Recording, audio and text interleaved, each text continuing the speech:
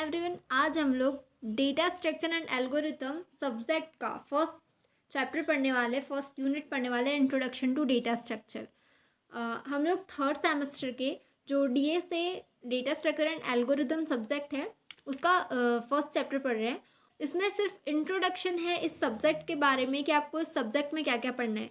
जैसे डेटा और इन्फॉर्मेशन तो आपको पता होगा कि डेटा क्या होता है, इन्फॉर्मेशन क्या होता है, फिर भी हम लोग बेसिक से, बिल्कुल बेसिक से स्टार्ट कर रहे हैं। तो अगर आपको नहीं भी आता है, आपने नहीं भी पढ़ा, तो टेंशन लेने वाली कोई बात नहीं है। हम लोग स्टार्टिंग से सारे बेसिक्स कवर करते हुए चलेंगे। और आज हम लोग डेटा स्ट्रक्चर जो सब्जेक्ट है उसके सारे बेसिक्स के बारे में पढ़ेंगे कि हमको इस सब्जेक्ट में और क्या क्या पढ़ना है, कौन से टॉपिक्स कवर करने हैं। तो चलिए स्टार्ट करते हैं। अभी जो हमारा फर्स्ट टॉपिक है कि data, what is data. Raw fact of information is known as data. मतलब हमारे पास बहुत सारी इन्फॉर्मेशन है और उसमें सारी इन्फॉर्मेशन हर टाइप की काम की है, और जो हमारे काम की नहीं भी है वो भी इन्फॉर्मेशन है। उसको हम डेटा कहते हैं कि हमारे पास बहुत सारा डेटा रखा हुआ है और हमें जब उसमें से काम का डेटा चाहिए होता है तो उसको हम बोलते हैं इन्फॉर्मेशन। तो डेटा बहुत, हर चीज़ हमारे पास जो भी होती है सब डेटा के फॉर्म में होती है। फॉर एग्जांपल, आपने किसी को टेक्स्ट मैसेज किया तो वो एक डेटा हो गया। अगर व्हाट्सएप के थ्रू किया है तो वो व्हाट्सएप स्टोर कर लेगा उसके डेटा में, वो भी एक टाइप से डेटा हुआ। आप किसी को ईमेल सेंड कर रहे हो, उसमें फ़ोटोज़ सेंड कर रहे हो, टेक्स्ट मैसेजेस सेंड कर रहे हो, या आपके पास में नंबर सेव है किसी के, आपकी गैलरी में फ़ोटोज़ है, आपके फ़ोन में बहुत सारी पीडीएफ्स है। तो ये सारी चीज़ें क्या है, ऑल अबाउट डेटा। ये सब चीज़ें डेटा है। आपके पास में जितनी भी इंफॉर्मेशन है वो सारी डेटा होती है। अब डेटा हमें पढ़ना है क्योंकि हमें कोडिंग करना है, डीएस से पढ़ना है, एल्गोरिथम पढ़ना है, इसलिए डेटा हमारे लिए इंपॉर्टेंट है। तो डेटा अगर हम बेसिकली समझे इस बात को, तो raw fact of information is known as data. वो किसी भी फॉर्म में हो सकती है और जितनी इन्फॉर्मेशन हमारे पास में कलेक्ट होती है वो सारी डेटा होती है। अब हम थोड़ा सा इन्फॉर्मेशन के बारे में पढ़ लेते हैं कि व्हाट इज़ इन्फॉर्मेशन। अब हम बात करते हैं इन्फॉर्मेशन क्या होती है। तो देखो, इन्फॉर्मेशन और डेटा बोथ आर इंटरकनेक्टेड। मतलब डेटा इन्फॉर्मेशन से कनेक्टेड है और इन्फॉर्मेशन डेटा से कनेक्टेड है। इन्फॉर्मेशन इज ऑर्गेनाइज्ड और classified data which has meaningful values for the receiver.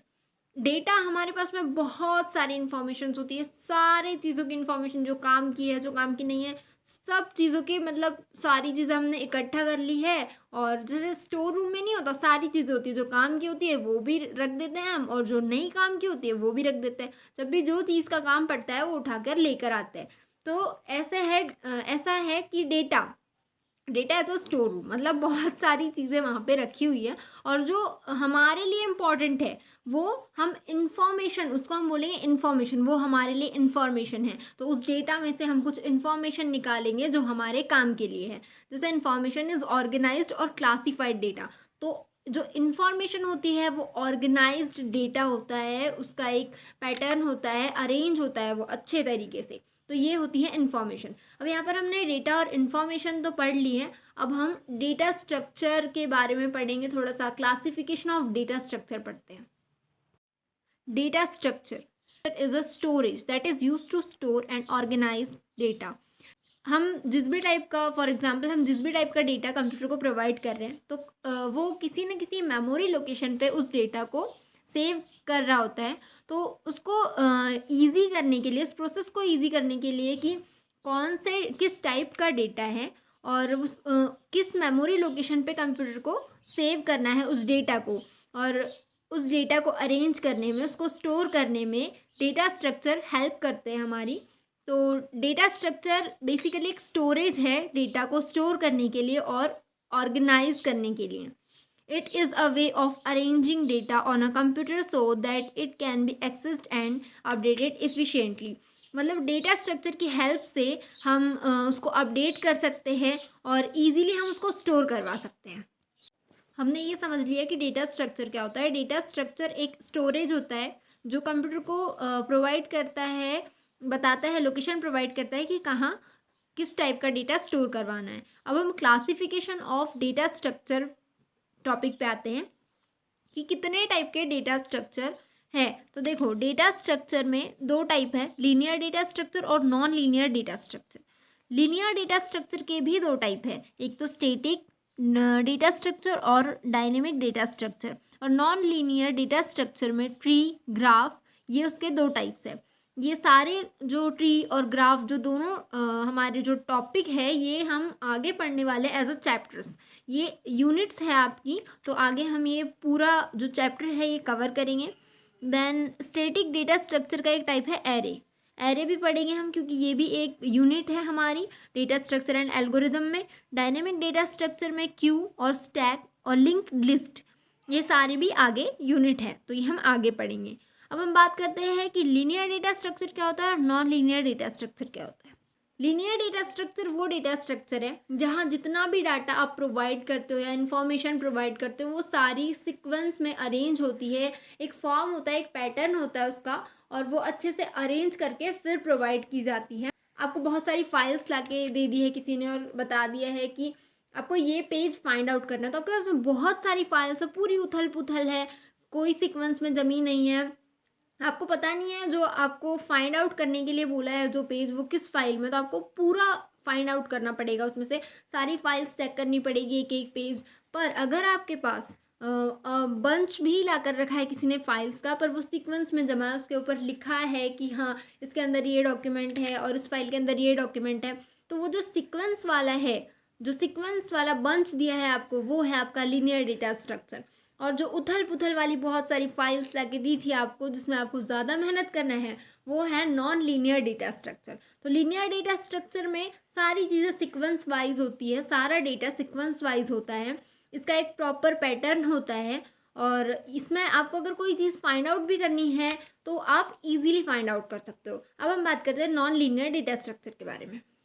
वो डेटा जो प्रॉपरली अरेंज नहीं हो, सीक्वेंस में नहीं हो, जो हमने एग्जाम्पल लिया था कि जो बहुत सारी फाइल्स है, बंच ऑफ फाइल्स, और उथल पुथल है सारी फाइल्स, मतलब अगर कोई पेपर ढूंढना रहा तो हमें बहुत मेहनत करनी पड़ेगी उसमें, तो वो है नॉन लीनियर डेटा स्ट्रक्चर। मतलब इसमें डेटा बिल्कुल अरेंज नहीं होता है, तो इसमें एक इंफॉर्मेशन प्रोवाइड करते हैं, डेटा प्रोवाइड करते हैं।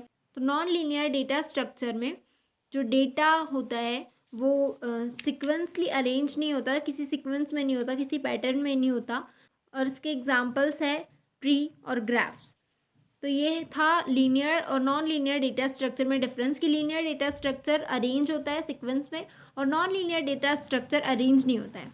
अब हम बात करते हैं डेटा टाइप्स की। जो मेन डेटा टाइप्स है 4 टाइप्स के होते हैं। तो फर्स्ट डेटा टाइप है हमारा इंटीजर डेटा टाइप। इसका जो साइज़ होता है वो 4 बाइट्स होता है, और फॉर्मेट स्पेसिफायर मतलब इसको लिखने का तरीका होता है %d। जब भी हमें कोई वैल्यू, इंटीजर की वैल्यू स्कैन करवाना होगा या स्टोर करवाना होगा तो हम %d लिखेंगे। सेकंड है कैरेक्टर डेटा टाइप। इसका साइज़ होता है 1 बाइट का, मतलब जब भी हम कोई कैरेक्टर को स्टोर करवा रहे होंगे हमारे प्रोग्राम में, तो उस कैरेक्टर को स्टोर कराने के लिए हमें 1 बाइट का स्पेस लगेगा। और फॉर्मेट स्पेसिफायर मतलब जब भी हम इसको जैसे हमने एक कैरेक्टर लिया कैर नंबर, तो जो नंबर है उसको स्टोर करवाने के लिए %c लिखना पड़ेगा स्कैनफ में। और जब हम डिफ़ाइन करेंगे कि जो हमारा कैरेक्टर है वो नंबर है, तो उसको डिफ़ाइन करने के लिए हम इस कीवर्ड का यूज़ करेंगे, कैर कीवर्ड का यूज़ करेंगे। देन आता है हमारा फ्लोट डेटा टाइप।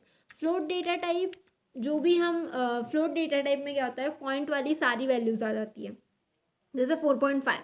तो अगर हमें 4.5 स्टोर करवाना है या 4.5 इनपुट लेना है तो हम फ्लोट डेटा टाइप का यूज़ करेंगे, और इसको स्टोर करवाने के लिए हमें 4 बाइट्स की मेमोरी लगती है। इसका फॉर्मेट स्पेसिफायर %f होता है, इसको हम फ्लोट से रिप्रेजेंट करते हैं कि फ्लोट n, फ्लोट y या जो भी वैल्यू है उसमें हम वैल्यू स्टोर करवा देते हैं। जैसे फ्लोट हमने x लिया तो x इक्वल 4.5 या 5.5 या 0.2, जो भी हमारी फ्लोट वैल्यू है हम ये इसमें स्टोर करवा देते हैं। अब हम बात करते हैं डबल डेटा टाइप की।